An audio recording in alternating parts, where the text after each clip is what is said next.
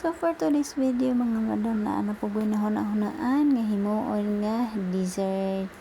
Kay problema ang akong tatay kung unsaon daw paghurot atong among asukar nga brown nga wala man daw gigamitan.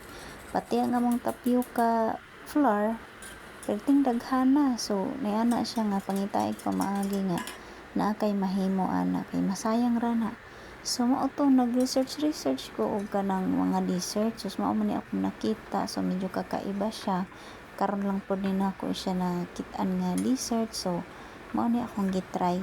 So ihalo-halo lang dai na nimo mga madam. Kauban ang tanang mga ingredients hangtod nga mulapot siya nga kanang makuha na nimo ang gusto nimong texture.